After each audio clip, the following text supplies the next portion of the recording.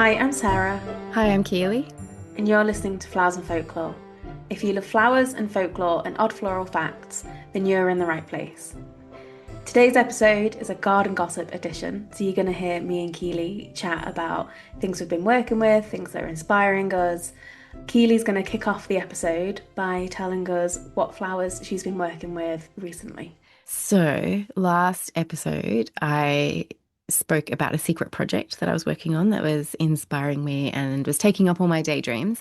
So, I'm very happy that I can now share what that project was. And it was my first ever wedding as a florist. And that just happened to be my own wedding. So, we were planning a secret ceremony in our backyard under the fairy lights, an evening wedding. It's summer here, so it starts getting dark quite late. So it was an 8:30 p.m. service just as the sun was setting. And it was just us and the minister and a couple of witnesses. And it ended up being just completely magical. I knew that I wanted to do my own flowers, even though I probably have no real business doing so just yet because I don't really know the ins and outs of it all. And just to make things extra fun, that day ended up being we had a heat wave warning. It was 38 degrees that day, Celsius. And so, because the wedding was in the evening, I wanted to give myself like 3 hours to do the flowers and then some time to get ready, get my hair done, makeup, and things like that, and get dressed. And so, I was out in the middle of the day in the backyard. So we have these two beautiful big trees, which is pretty much the entire reason that we bought this house was for the trees. And we knew we wanted to get married under these trees. And it was actually also where Elliot had proposed to me the day that we got the keys. We went out to the backyard and he proposed to me under this tree. So we knew we wanted to get married and say our vows under these trees. And so we'd cut out an alcove on the ground beneath those trees. So it was this beautiful kind of recessed area where we put floor rugs down. And I wanted to create a grounded arch in that area and then I was going to have some sort of backdrop. But basically, I knew in my head that's what I wanted to do. But in terms of having specifics around what I was going to be using, I was really kind of flying by the seat of my pants. And it wasn't because I didn't care. It wasn't because I didn't have an idea of what I wanted. It was because I had to kind of be adaptive to what was available and also what the weather was doing, because originally I wanted to use hydrangeas and I was going to put each of the hydrangeas into like a little test tube bottle and make sure that they all had access to water and things like that so that they stayed nice and happy. But when they gave out a severe heat warning, I was like, that's not really going to work. Um, and the hydrangeas I was going to be getting were from Facebook Marketplace for like $2 a stem. So it was like a total steal. And I was like, damn it, that's not going to work. So I basically just thought, you know what? Magnolias, let's just go magnolias. And so I ordered like 150 or 100 stems, I can't remember now, from my supplier. And then I was going to also be getting roses, the menta roses, which have this lovely kind of, you'd probably hate it because it's like such a blush wedding color. It's so boring, so bridal, so normal. But I just thought it would look really, that color looks so lovely with the magnolia. But anyway, those roses ended up not being available. So on the day, that's what I was going to use for my bouquet. I had the magnolia, they came in, but on the day, the supplier messaged me and said, oh, we couldn't get the roses. So when I drove out there, I was literally choosing my bouquet on the day, figuring out what was there and what was available. And so I just went with my gut and I literally just chose the pretty things that I could find and made it up on the spot. What flowers did you end up choosing for your bouquet? So for the bouquet, I actually first was drawn to the most beautiful amaranthus. It was a sort of burgundy crimson color, and I just fell in love with it and decided somehow I needed to make this work. So I started with that. The next thing I found was the thistle, which is weird because I never liked spiky, and I never in my wildest dreams would have thought I would choose thistle, but something about it just stood out to me on that day. I don't know if it was the color. I don't know if it was you inside my head. I'm not really sure. Yeah, because I'm sure in one of our episodes, I'm sure you slandered the I thistle. So, did. I did. This is true. And so even on the day, I remember thinking, who are you? Why are you choosing thistle? But there's something, maybe it was the way the blue and the burgundy, just the colors just toned in so beautifully. I really don't know. But something about it really felt right. And maybe it's because, I don't know, I have Scottish heritage on my dad's side of the family. Maybe that came through, and I was like, or maybe, I don't know. I just had you in my head that day, I think. And I was like, yeah, I'm just going to go thistle. And then I went with Queen Anne's lace to kind of give it a bit of distance from each other. And then I chose magnolia leaves, obviously, to tie in with the grounded arch. And then I sat in the car and I said to Elliot, you know what? This amaranthus would be so stunning with the magnolia leaves on the grounded arch. And so I went back in there and I bought like another like 6 bunches or something of the amaranthus to go on the arch. And I'm so glad I did because it just ended up being so pretty. And then in the car, I was Googling like what all the meanings were of these flowers that I'd randomly chosen. And it was actually kind of cool because they were all really quite appropriate. So the the meanings, at least what I found, I mean, I'm sure there's a million other meanings, but it was protection, sanctuary, purity, and everlasting love. So I think it ended up working out really well. That's stunning. And it looked incredible. Like just from the photos you sent, it honestly it looked like something from a movie. It was Really? genuinely, Aw. yeah, it was so perfect. So we will definitely have to share photos. Yeah, it honestly ended up just being so stunning. I've actually got a friend of mine who came over and did my makeup and hair. She took photos. I didn't know she was taking them while I was out there with my little cap and trying to be like Elliot had set up like an air conditioner outside while I was like sitting there doing it. And I wish I'd had more stems and more time because at the end I needed to ask the girls, my friends, can you just help me finish? And they ended up putting the amaranthus in the grounded arch because I was like, I just don't have time. I'm not going to get this done. And as it was, we were really pushing it towards the end of the day, but it all got done. And honestly, the entire wedding was just kind of figuring it out as we went. I got my dress the day before. It was just, yeah, very much a let's just wing it, and it somehow paid off. So I would say that that happened with every wedding I did for like the first 2 years. So I think that's just a rite of passage you have to go through. Yeah, you just have to go through it to be able to learn it, really. yeah, okay. Well, I mean, I feel like I learned so much just from that one wedding. If I was treating it as a wedding, not just my wedding, I definitely learned a lot that I will take into future weddings. But I can totally see how you could just end up running out of time every single time because there's always more you could do. There's always more you can tweak and change and rearrange, and you get ideas Yeah. as you're going. So yeah, so that was my that's what I've been working on. And I did try and press my bouquet after. That was a fail. Fail, guys. Total fail. Um, and I have been drying some amaranthus to maybe use in something. So I've got a little keepsake from the day, but the photos will be enough and the memories will be enough, I think. Yeah. Yeah, that I mean, it would be special to have some of the dried amaranthus, but yeah, there is something like I do always encourage people to think about how they want to preserve their flowers, like and give them plenty of time to think it through and choose how they're going to do it. If you dry stuff out, or if you have I don't know if you have it like sat around your home or whatnot, like things do just collect dust as well. So sometimes just having the photos is like plenty. Yeah, I think I'd never thought that I'd wanted to preserve my bouquet, or I don't know that I love the look of flowers pressed behind glass unless it's done really well. So it was really more of an experiment to see if I even wanted to continue down that track. I think just in the moment, because everything was so magical, I was just trying to hold on to that sense of glow and the magic of it. I was like, I have to hold on to it forever. But then really, you can't. It's a moment that's over. You just Mm. preserve the memories and as best you can. And yeah, it was just really magical. So I'm very grateful it all worked out. Yeah, it looked beautiful. And I didn't know that that was where Elliot had proposed, and Yeah. that made me emotional. Oh, That's so beautiful. that was so beautiful, and it was raining, and then there was a rainbow behind us, and like it was very, very special. So yeah, to be able to get married under those trees. We're calling it the party tree now because it's filled with fairy lights and we're never taking them down.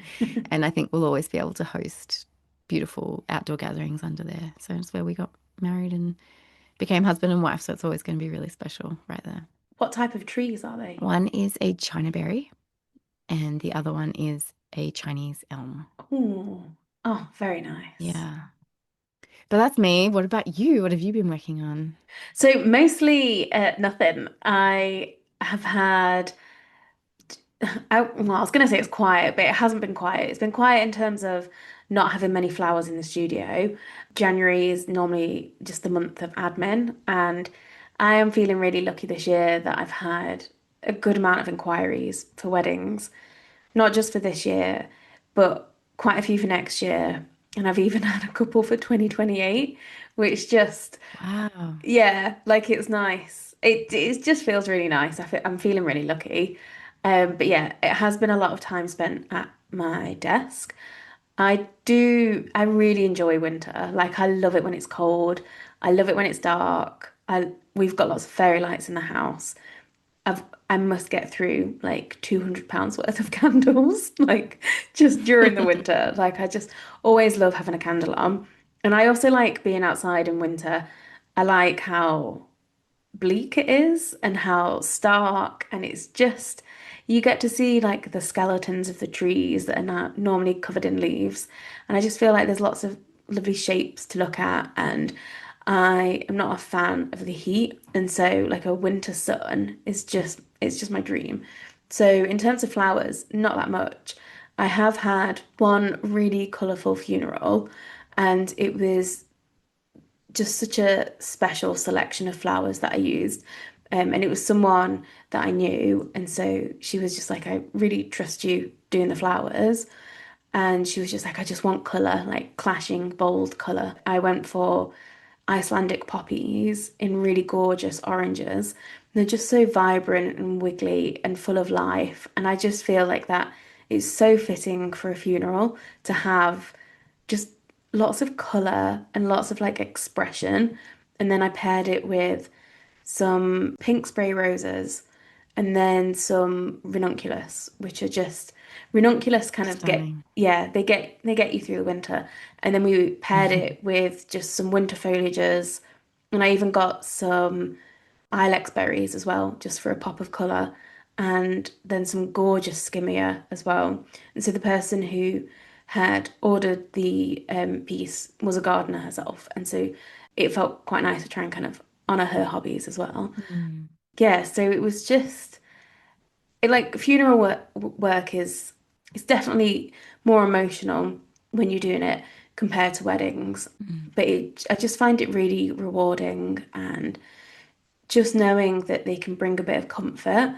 So when I went and delivered them, just that moment of you get to be around flowers and it can just take your mind off things. And then like throughout the day, I've had feedback from previous clients who've just said like just taking a moment and looking at the flowers at any part through the day, it just kind of like helps them steady themselves. Wow. Um, yeah, so I just think like I feel really passionate about funeral flowers and having colour and having flowers that match the personality of the person who's deceased. And Mm, so yeah, like I feel like I could talk about funeral flowers all day. Yeah, I think it's just really important to just have really meaningful flowers.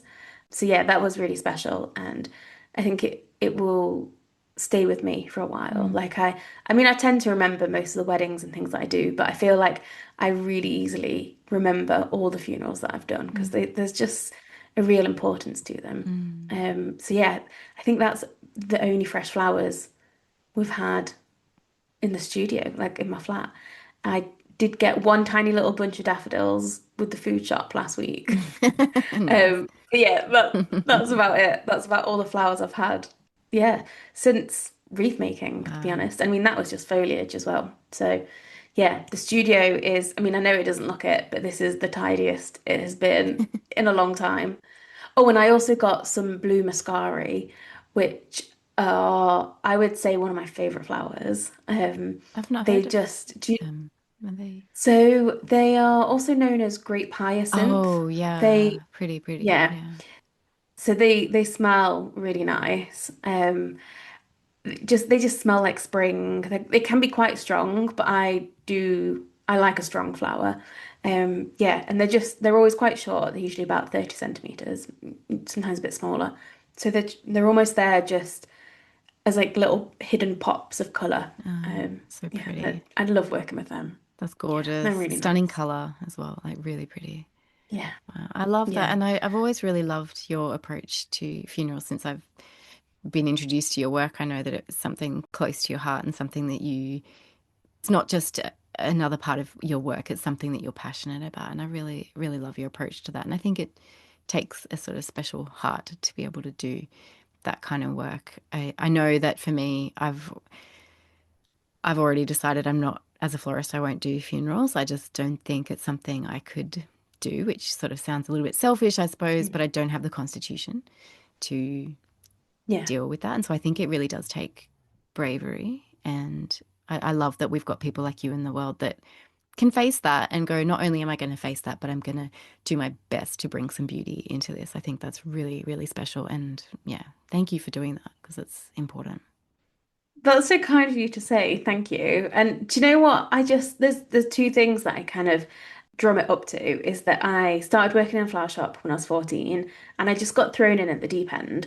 I remember someone coming in, like maybe even the second week I'd been there, and they were just like, I need to see the funeral catalogue. And just had no choice. I just had to get comfortable with it. Mm. And we were opposite a hospital as well. So we just Mm. had a lot of funeral work. And then my grandma, for whatever reason, I don't know how she ended up so comfortable with death. Just from a really young age, she would say to me, like when I've popped my clogs, and she would talk about it. When I was a kid, I was just aware there was going to be a point where she died, and that's just the way it is. And so we would talk about things like the flowers I would make for her, and then the pearl necklace that I wanted from her. And we would have times where she'd take me and my sister like through her jewelry collection and be like, "What do you want when I've gone?" And it's just made me like so comfortable talking about these kind of things. And not everyone wants to talk about it, and that's fair enough. I'm not going to force them, but yeah, it made me realize, oh, I should have a will in place, and I should, yeah, just be aware of these things. A few years ago, I worked at a hospice, and I worked in the charity sector, and you are just around death quite a lot. And I think, yeah, I think it's quite interesting to talk about as well, Mm. without being too morbid. Yeah, I think it could be helpful. I think it Mm. helps us lead a nicer life to think about how you want to have a good death as well. Mm. But anyway, that's a whole other tangent that we could go down. No, I mean, I love it. It's fascinating. But I think the thing that stands out to me as well is what you said about how the guests at the funeral took so much comfort from the flowers themselves, which honestly, I could just think about that all day. How does that happen? Like, what is it about a flower? Like, what? Because that's so powerful in Yeah. such loss, something so small and like it can have such big impact. I find that just truly Yeah. fascinating and why I don't love the idea of using artificial flowers for things like weddings and things like that because it's not the same thing. And getting something, and I know Mm. this is a tangent, but getting something to last a really long time is not, I don't think it should be our goal in use of flowers. The whole point Yeah. of a flower is creating something so beautiful. It is temporary. It's such a beautiful, Hmm. symbolic parallel to our own lives. This existence is temporary, as horrible as that thought may be, but it's also beautiful because Yeah. it's something really precious, Fleeting. fleeting and precious, and Yeah. we make the most of it as we can. And yeah, so I don't think fake flowers could bring that same comfort and bring that Yeah. same beauty and energy. So just, yeah, that's a Yeah. very interesting topic I'd love to chat with you about one day for sure. Yeah, maybe we could do a bonus episode where we talk just Ooh. about death. Love it. Let's do it. Why not? I mean, we talk about death anyway in all our episodes because flowers are, dark little things, aren't they? Let's be real. Yeah, they are. They are. And yeah, I do think that's what makes them so special is that if you have like when I got that bunch of daffodils in the house, I was just like, oh, for a few days, he's going to be really magical. But if I was to get them as artificial, within a few months, they're dusty and then they just blend into Hmm. the background. There's Hmm. like photos that I have on my wall that I couldn't even I couldn't even say what's on my wall because I just walk past it every day and tune it out. But that just Yes, doesn't yes. happen with fresh flowers. No, you're constantly changing the energy in a room if Yeah. you are, and even if it's just cutting some foliage from a nearby tree or something, putting that in your house completely free. It doesn't have to, you don't have to go and spend money on flowers. It changes the energy in the house. You bring it in, the room feels fresh and new. Anyway, it's a whole thing we could chat about. Yeah. What flower related things have been inspiring you recently? Well, just keeping with the wedding theme, and I'm sorry, not sorry for that. But so what we've decided to do, we had the secret ceremony, and then we are actually we're going to host a garden party and have guests over. And so we're going to get our wedding photos done on that day, and then we're going to come back and have a garden party here. And so I've been thinking about our wedding cake because I wanted to make us our cake because one of my little side quests has been learning how to do cake decorating for some unknown reason. And so I wanted to make our wedding cake.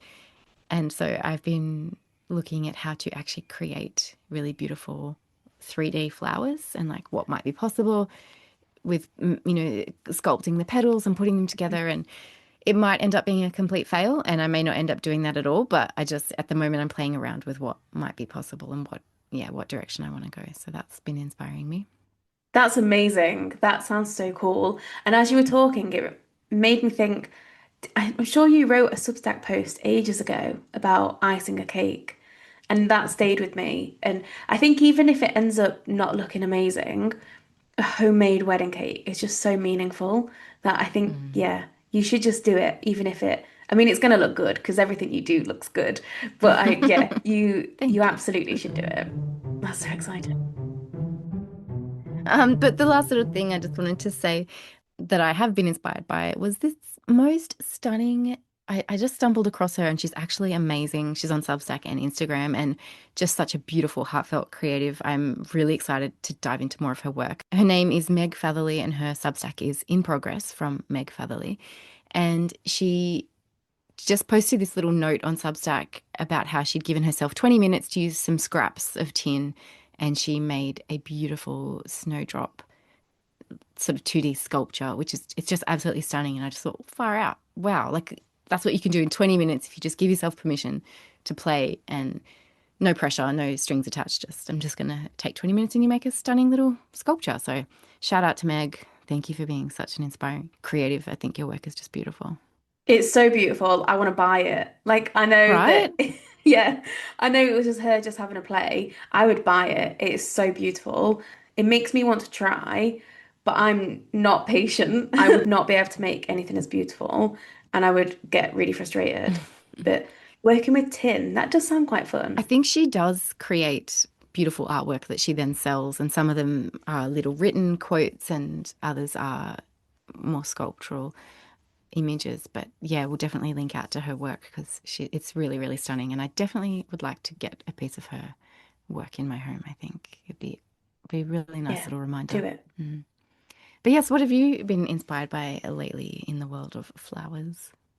So there's quite a few things, but one I've been desperate to share with you since Christmas.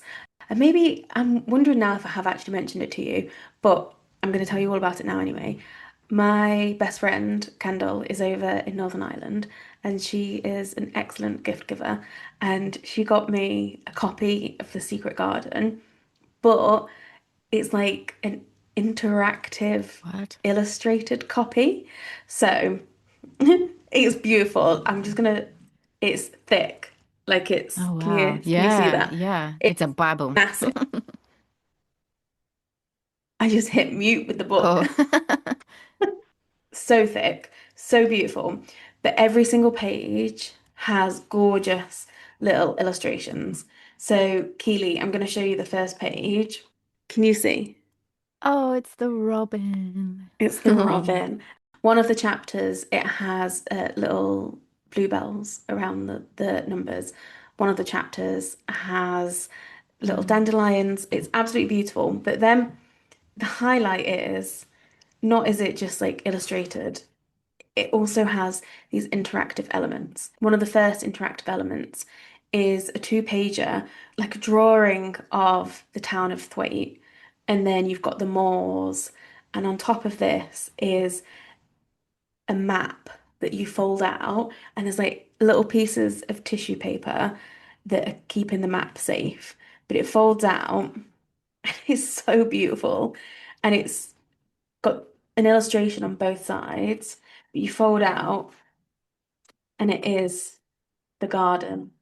So I'm gonna hold it up and show you, Keeley. Ah, oh wow. But it's like folded, and so then you fold it back into like a little Oh, secret hidden map. that is stunning. Yeah, I've not read it and played around with all the interactive elements yet, so I will have to feedback on that. But one of them is a cutout doll of Mary, and you can dress her and like put like a different little hat on. Oh no. And I used to just love stuff like this as a kid. I remember having a little book all about fairies. And you could, when you opened up the book, there was a little crown for you to put on. And it was just, I loved it. It was so special. So it just gave me a flashback to that. But it also, it made me think about how I'm quite bad for keeping things for best. So as a kid, if I got a pack of stickers, I would never want to use them up because then I'd be like, oh, well, they're wasted. But Mm. then you kind of grow out of it and then you have never used your stickers, and that's quite sad. And Scott knows I'm really bad for this. So he will sometimes buy me two versions of the same thing on one of the islands off Scotland. And we went to a gin distillery and I got a nice bottle of gin. And I was just like, that's so beautiful. Like, I don't want to open it. And Scott kind of had like a bit of an eye roll and then went and bought me a second bottle. So then he was like, now you've got one to drink and Oh one to keep. gosh. That's... And then he got me some cocktail glasses a few years ago, and I was just like, they're really pretty, and I want to use them for like my morning orange juice. But then I also want a set that won't get chipped and won't go through the dishwasher.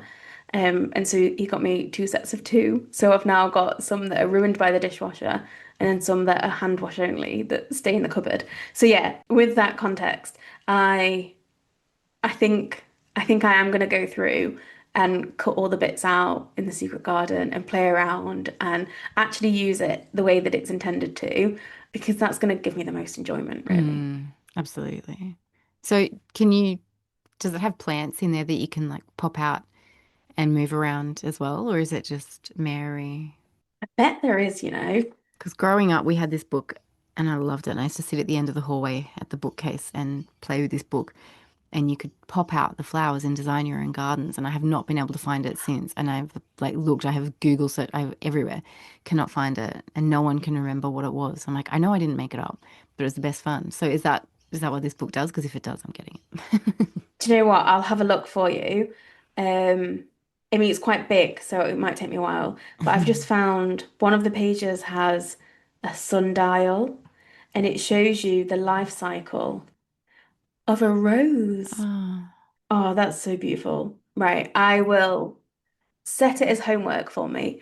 I'll read the book and I'll get back and see if you can plan out a garden. yeah, because that would be amazing. Your little secret garden. And then another thing that has been inspiring me, and you're honestly going to think I'm just the most morbid person ever, but Scott and I took a trip down to Oxford. I'm obsessed with Lord of the Rings, so I went and found Tolkien's grave, and it was actually really special. I wasn't really sure what to expect from it, but it's well signposted, and it was quiet. It was a cold, like wintry morning, so it's absolutely perfect. And it was quite quiet. There was only like one other person around. So went and found the grave, and it's him and his wife, Edith, in the same plot. And I was just really moved by it. There were little tokens, like little um, pine cones and natural kind of elements that had been left. There were a couple of pennies and things that had been left, and then there was some handwritten letters. So there was one, and it was like addressed to the professor, which for people who don't know, people refer to Tolkien as the professor. And then someone had planted a hellebore like straight into the ground Oh, on the wow. grave, and it was just so beautiful.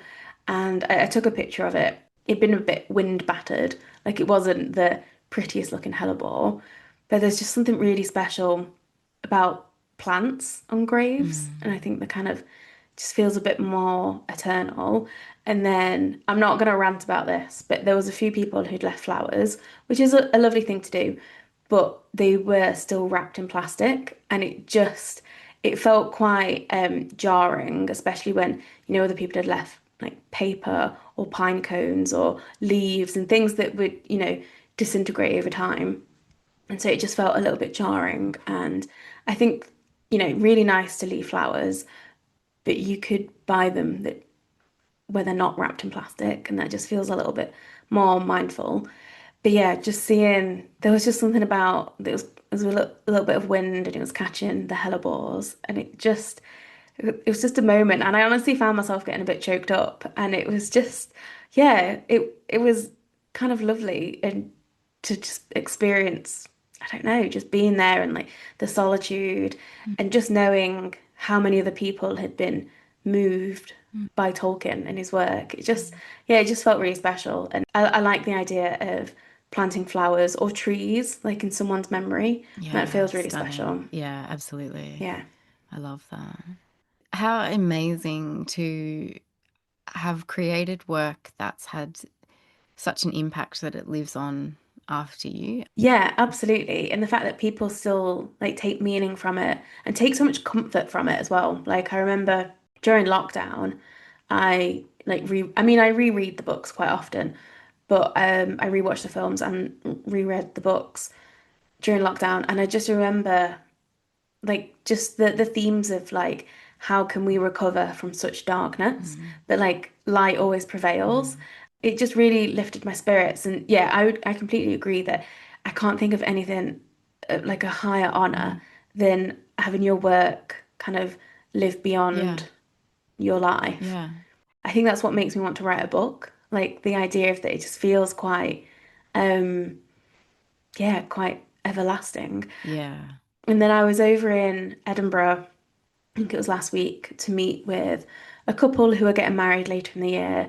And they are having such a fun wedding. They both seem quite relaxed. And I don't want to share details too much because I think it would be exciting for all the guests to arrive and to be completely like in Oh, the dark. yes, yes. But it is, they're taking inspiration from Wicked, and they basically were like, we've got this idea, it's going to be a bit bonkers. Do you think you could do it? And I was just like, yes, I absolutely. am the I'll find a person way. for this. Yeah. And so then I don't get over to Edinburgh that often. So I was just like, I'll go for a bit of a walk. And it was quite a nice day. It had been a bit rainy. So there was a nice rainbow out. And I went over to the Palestine Museum, which I'd been meaning to go and visit for quite a while. It was really special. There was quite a few pieces of artwork that just gave me pause, and I took a bit of time. But then there was one, and it was a painting of cyclamen by a Palestinian artist called Karim Abu Shakra. I think that's how you pronounce his last name. And I think because flowers are special to me anyway, that it kind of made me pause and think. And it was just this kind of, I know cyclamens as something that my grandma used to grow, and I would kind of associate them with like Christmas, and you'd give them as a Christmas gift. And so I pulled out my phone and had a bit of a Google, and then found out that they are native to Palestine. I think there's a Persian cyclamen that you can get.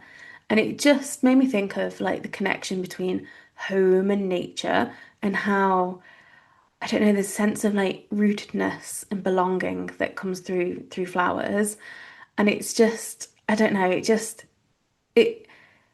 I don't know, flowers are just so special. Like that sounds so Yeah. lame to say, but they're just such a mark of identity and home. And it really moved me. And so we'll share a link to his work, and it was just yeah, how something quite simple it was just a pot of flowers. But Mm, yeah, it just really stuck with me, and I carried on thinking about it for quite a while. And mm. it was nice for me to then like think more deeply about it and read about it. And then I was just like, oh, this is a flower that I'm gonna have to now. We'll have to do an episode about Yeah, it. definitely. Keeley, what have you got coming up? I have so many different inspirations and ideas and daydreams and things like that that I absolutely want to bring to life. And this year I am very excited to dig in and or lock in, as the cool kids say, and get things happening. But at the moment, right now, I have kind of imploded a little bit over the last couple of months. There's been so much going on. I lost my wonderful, beautiful auntie right before Christmas, and I then, obviously Christmas itself is quite big, and then I was planning a wedding, and so there's just been so much going on that I've kind of dissolved, and I would say I'm a bit burnt out, and so I am absolutely looking forward to starting my floristry school again this term. So it starts in like 2 days from now as the time of recording, and I'm so grateful to be going down that path into floristry, and I still kind of can't believe that that's happening. But right now, I'm just finding my feet, I think, and then I'm hoping that over the next couple of months, I'll be able to start putting work back out into the world and sharing. But so, yeah, it's a bit of a watch this space right now as I kind of internally rebuild. It's so exciting. And I think what I was talking about earlier, like with winter, you need that calmer period as well, that where it looks like you're doing nothing, but actually rest is just as important. But I feel like your mind is probably racing as well with ideas, and sometimes you just need time to think and yeah, not be putting stuff out into the world. So yeah, I'm Yeah, excited for you to see what comes, but I also think you have definitely had a lot on your plate, so take the time to rest. yeah, yeah. What have you got coming up? So I'm going to have a new series of workshops out soon. So the Mother's Day one is already on sale. And for people in the UK, that is going to be Sunday, the 15th of March. My gift vouchers are now automated. So it's a really easy process for both me, but then the people who are purchasing gift vouchers. So if you're near to Glasgow and you don't know what to do for Mother's Day, come along to a workshop or get a gift voucher. That would be fantastic. And then I'm also working on a DIY wedding course. It was meant to be out in January, but I just got so busy with admin. And so that should be out in February. And I'm hoping to do like a companion podcast to go along with that. So then, even if you don't want to purchase the course, you can just listen and get some inspiration from the podcast. Because I love talking about DIY wedding flowers. So, And you're so good at it. Can I just say, uh, Sarah helped me so much in the lead up to my wedding. So definitely, if you are looking at doing your own wedding flowers, I would absolutely recommend working with Sarah or connecting with Sarah through her course because she is definitely a huge help and inspiration. that's so kind. That is really sweet. So, Sarah and I are both a bit nerdy, but we're also pretty nosy, and we would love to hear your stories and connections about flowers. So, if anything that you've listened to today has inspired you or sparked something in you to think, yes, I have that connection or that moment with that flower or flowers in general, just we would love to hear from you. So, please reach out to us. Our email address is flowersandfolklorepodcast@gmail.com. That will be in the show notes as well. Or you can, of course, reach out over Instagram. You can send us a voice message or just written. That is fine too. So, yeah, definitely reach out. Thank you so much for listening today. We have loved chatting to each other. We could talk to each other all day long. So it's just so nice that you want to listen as well. If you would like to give us a follow on Instagram, we are Flowers and Folklore Podcast. You can also find us on Substack. There'll be a link in the show notes. We would love it if you could share this episode with a friend or if you could subscribe to the show. You're also welcome to leave an excellent review for us on Apple Podcasts or Spotify or wherever you listen to the podcasts. You also can do none of those things, and that's totally fine. We're just really pleased that you listened to this episode, and we'll talk to you again soon.